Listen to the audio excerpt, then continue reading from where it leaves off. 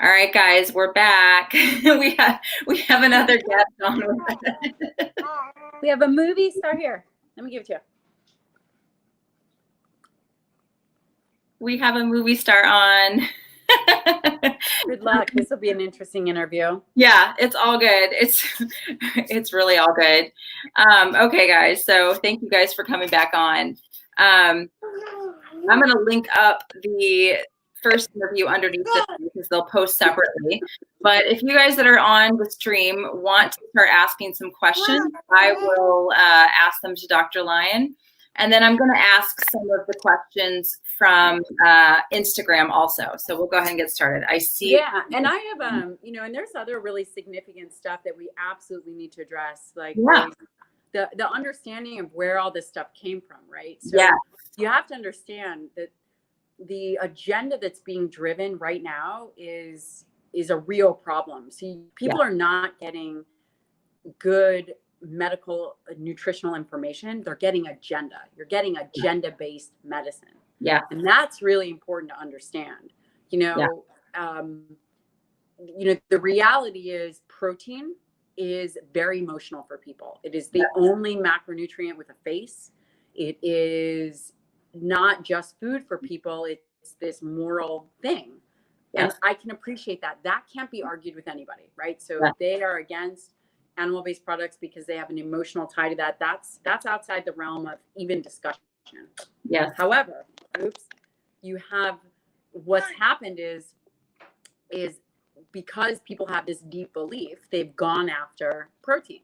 Yeah. So they started out with protein causing heart disease, which is total BS, right? So Ansel Keys went and had the seven country study and determined that it must have been cholesterol, and cholesterol was related to animal products and all this stuff, right? So none of that was true. So we've actually discovered that saturated fat isn't, what's causing heart disease. But no one especially when it's acknowledges that now, which is crazy to me. Everyone is still freaked out, Right. Okay. Sure. Uh-oh. So that's one thing. And so the nutritional aspect of, protein, red meat causes heart disease. And then, Jane, she's all yours. Everything is going crazy here. Okay. According to plan? Yeah, that's all going according to plan. It's all good. The plan is a list of things that go wrong. So there was this this cholesterol story, which really was this Ansel Keys story, which they never accounted for all the smokers and, all the studies were done during Lent. I mean, it was just nonsense, right? And there wasn't a hard science to really validate that. And then, it ended up being more of a American Heart Association and a decision, not necessarily backed in science, but really, it was very political.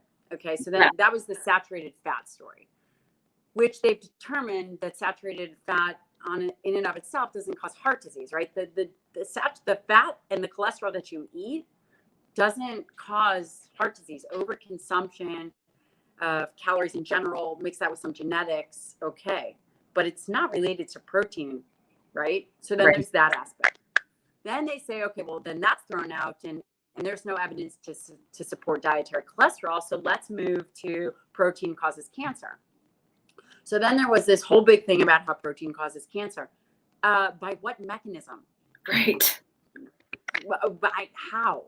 Right. So people will say, it's because it drives mTOR. mTOR is a mechanistic target of rapamycin, which is really this complex that is important for growth.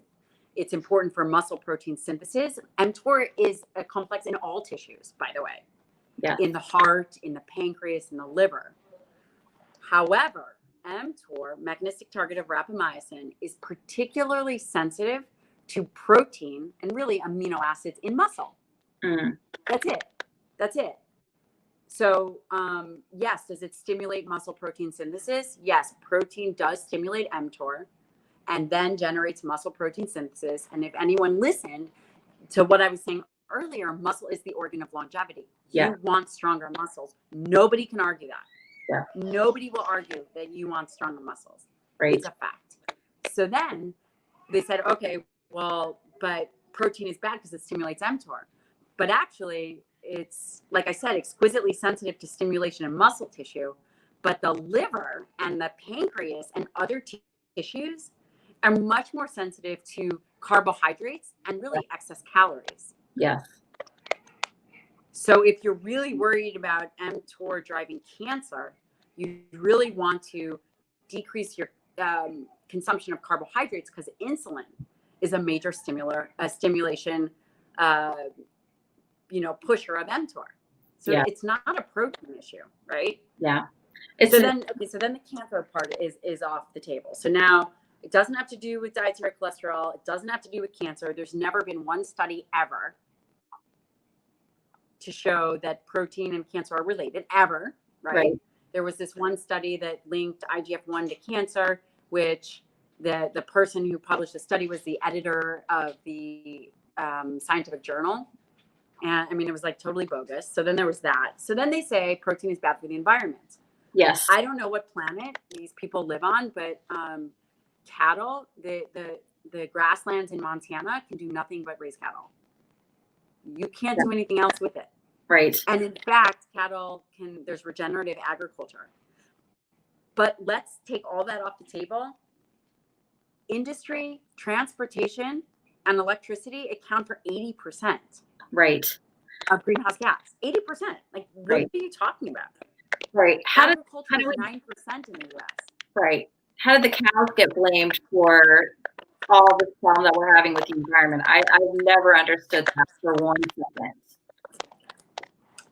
Well, my dear, it's because of agenda. It has nothing to do with science, truly. This has nothing to do with the welfare of people. No. This has to do with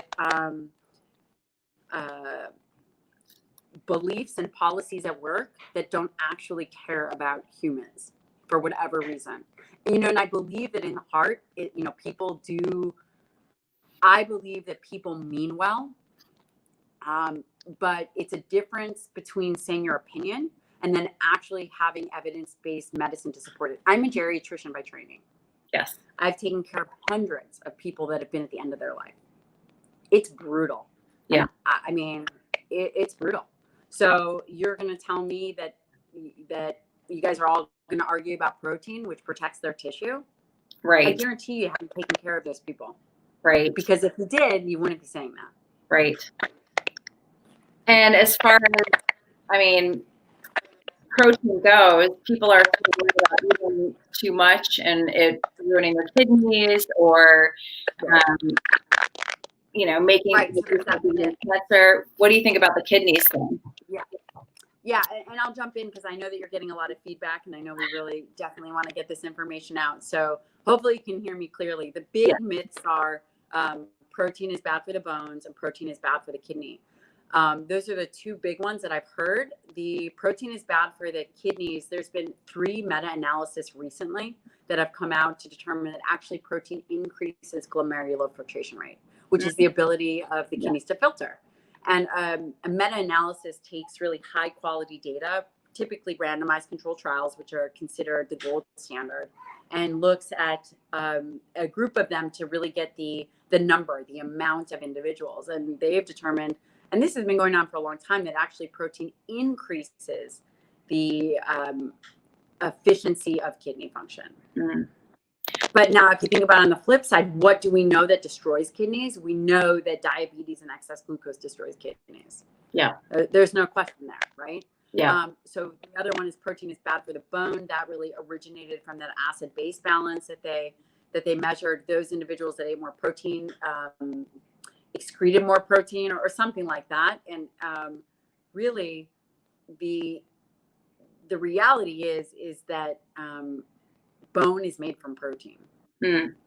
Yeah. And those that have a lower protein consumption have a lower bone density. Wow. And this is data that we've reviewed we review this in fellowship, and this is where training is so important, is that a lot of people have a lot of opinions, but not all opinions are equal, right? You have to be able to do the work to, have opinions about this stuff. So we have industry leaders that have not actually been in the trenches taking care of people. Exactly. That's a dangerous combination. Yeah. And I see that a lot across the board, people who have really strong opinions, but they're not working with people.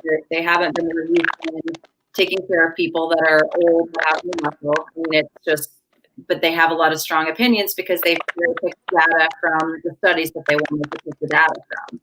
And that's dangerous. I mean, we're seeing a lot of that now, and it's really dangerous. More so now than ever. Now than ever. Yeah.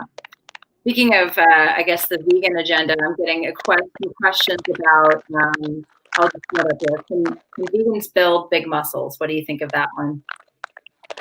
Vegans across the board are smaller, right? They're smaller bones, smaller muscle. Amino acids are different.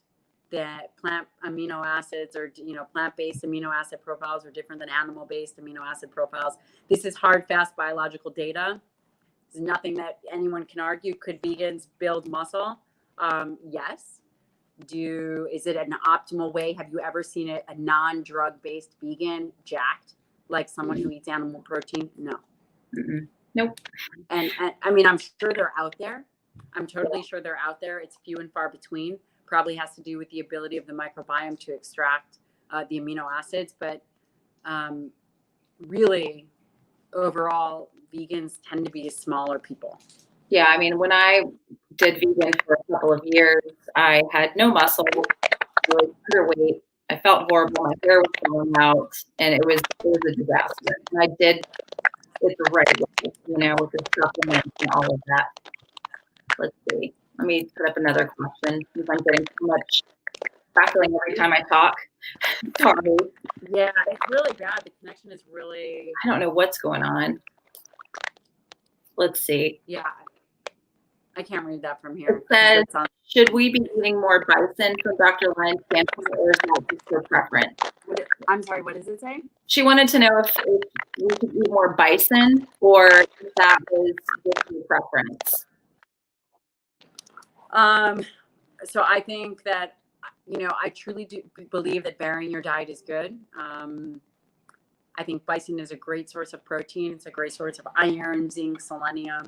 I haven't actually seen the nutritional data break down the difference between bison and beef. So if anyone has it, I'd love to see it. That being said, I do think varying your protein sources, like getting things from organ meats and also choline from eggs are all very, very important and valuable. Got it. Do you think that there's certain people that shouldn't do keto, shouldn't do carnivore, should just do like a high protein and add some carbs in there type of a diet? I don't know. I have thought about this a lot, and it's interesting because, again, this is where clinical experience comes in, and that's where it's so valuable.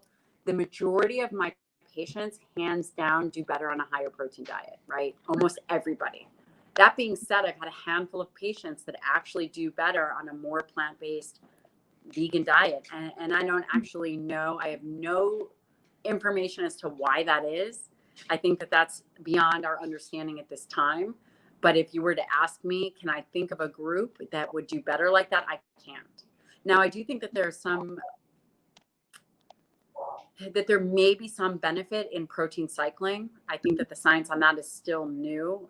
I do incorporate that at times into my practice. Okay. Yeah, I think so many people just on my channel and on here, what they're really asking me is like, what's the ideal amount? How much should I eat per day, per meal? So 1 gram per pound body weight is what I recommend. Ideal body weight. Got it. And Okay. then, and then you can adjust above or below, depending on if you feel like you're a good carbohydrate metabolizer versus a good protein metabolizer or a fat metabolizer. And this is really where that bio-individuality that you had said comes into play. I think really understanding, getting a good baseline. And, and I'm writing a book on this right now. So you guys hang tight, you will get it. And it's really, if you think about it, it's getting 1 gram per pound ideal body weight, which is higher than the recommendation. Way higher. Way higher. It is. But even in the literature, they would say 1 gram per pound lean muscle mass. And most people don't know their lean muscle mass. So there's no negative aspect to overeating protein. Got it. Let's see. Do you think that some people are going to do better? Sorry, that interference is absolutely killing me. It's giving me such a hard time. We can do this again. It's all right. Yeah. We'll be able to do this again for the, yeah, we can totally do this again. Okay. Let's see. I did want to ask about the environmental thing. I heard you, I think, on Dr. Hyman's podcast last summer, maybe, just talking about this whole thing about how meat is just ruining the environment and percentages that we're being told versus actual real percentages. I mean, so no, red meat is not ruining the environment. It's weird that has even been created.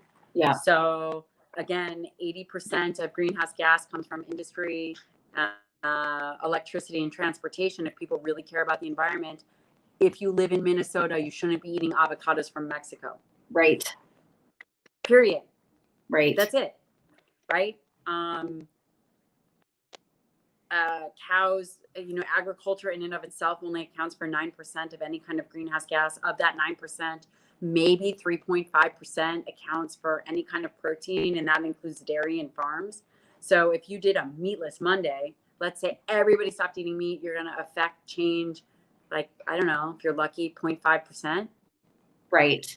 But if you stopped traveling and stopped shipping your food and stopped wasting food, could have a much bigger impact. Again, this is agenda driven, right? Yeah. It's not even real. It's not based in science. I recommend you guys all go and listen to Frank Mitloehner. He is a specialist in this area. Don't take my word for it. He's very elegant, and you can definitely get something from listening to his lectures. Got it. Awesome. All right. Let's see. We'll just ask one more question. Since we're having so many technical difficulties, we'll have to reconvene at some point. Yeah, that'd be great. Okay. I did want to ask, what kind of blood work do you think is important for somebody who is doing carnivore or keto? So for women, I don't really do a ton of keto for women. I think it really tanks their hormones. They go through this honeymoon phase, and then I just see it really affect their thyroid. I mean, this isn't everybody. There's always people that do fine, but the majority of people, I see that their reverse T3 goes up, which is an acute stress response for people, and it really halts their weight loss. Also, hormones, right? For men, I see that their testosterone definitely can decrease. So just make sure that what blood work to get is pretty extensive. I do, I take 21 vials at my first visit. Wow. Sorry, guys. So, I mean, I take a lot, but, as it relates to thyroid hormones, inflammatory markers, a lot of people take lipids, but, Yeah. More important to just pay attention to those hormones, because if the hormones are tanking, it's going to be pretty impossible to build muscle and lose weight, correct? Yeah, totally. Cool. All right. Well, hang tight for a second. I think I'm going to go ahead and end the broadcast, and we'll try to reconvene and do a Zoom sometime really soon. But thank you guys so much for everyone that tuned in. But just hang tight. I'm going to hit the end, and then we can chat for a second. So thank you guys for coming on. All right. All right. Okay.